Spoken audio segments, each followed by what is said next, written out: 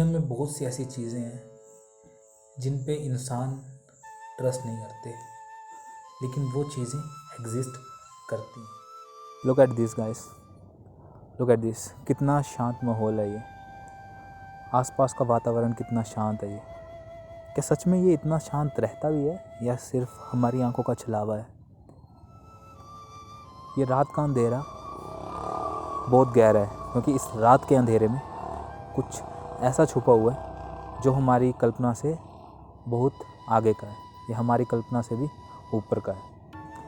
इंसानों की एक फितरत है कि जो चीज़ इनको दिखती है या आंखों के सामने होती है, इसी चीज़ का यकीन करते हैं। लेकिन कुछ ऐसी चीज़ें, कुछ ऐसे जीव भी हैं जो हमारी कल्पना से परे हैं और वो एग्जिस्ट करते हैं, चाहे हम माने या ना माने।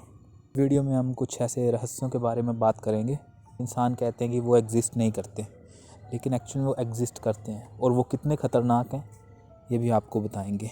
बहुत सी ऐसी हिस्ट्रीज़ हैं, या कहूँ कि बहुत से ऐसे हिस्टोरिकल इवेंट्स हैं जिनमें इन सभी लेजेंड्स का जिक्र हुआ है, और ये 100% श्योरिटी देते हैं कि वो एग्जिस्ट करते हैं। और आज हम इस वीडियो में जिस क्रिएचर या जिस लेजेंड के बारे में बात करने वाले हैं, वो बहुत ही सुना हुआ लेजेंड है, जिसको हम सब विषकन्या के नाम से जानते हैं।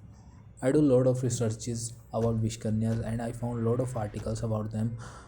From various articles मेरे को ये पता चला कि जो विषकन्या थी कि कैसे उसका इस्तेमाल किया जाता था दूसरे राजाओं को या अपने ताकतवर दुश्मनों को असैसिनेट करने के लिए। चाणक्य जी ने एक किताब लिखी थी जिसका नाम था अर्थशास्त्र। उसमें उन्होंने विषकन्याओं का भी उल्लेख किया है। उसमें उन्होंने बताया कि विषकन्याएँ कैसे बनती हैं। छोटी छोटी लड़कियों को हर रोज़ थोड़ा थोड़ा जहर दिया जाता था। सालों में वो लड़कियां विषकन्याएँ बन जाती थीं।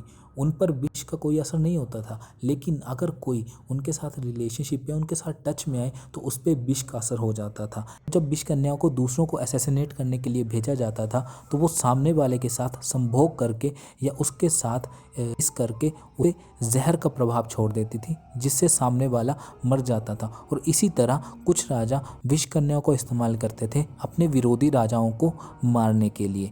हिस्टोरियन कहते हैं कि चाणक्य जी बचपन से ही चंद्रगुप्त मौर्य के खाने में हर रोज़ छोटे अमाउंट में जहर मिला दिया करते थे, ताकि उनके शरीर पे जहर का कोई प्रभाव नहीं हो, क्योंकि वो जानते थे कि मौर्य साम्राज्य के दुश्मन बहुत हैं। ये सेम मेथड यूज़ होता था विषकन्याओं को बनाने के लिए भी। इसीलिए हिस्टोरियन मानते हैं कि विषकन्याओं को बनाने के पीछे चाणक्य जी का हाथ है।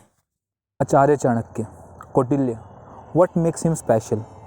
क्या चीज़ें थी जो उनको स्पेशल बनाती थी? उनको स्पेशल बनाने वाली चीज़ें थी उनकी नीतियाँ, उनका साम दाम दंड भेद, जिससे उन्होंने अपने राष्ट्र को सुरक्षित किया। उनकी नीतियाँ आज भी अनसुलझी हैं। अभी मेन बात सोचने वाली ये आती है कि विषकन्या क्या एग्जिस्ट करती है रियलिटी में? अगर वो एग्जिस्ट करती है तो वो कहाँ है और कैसे है?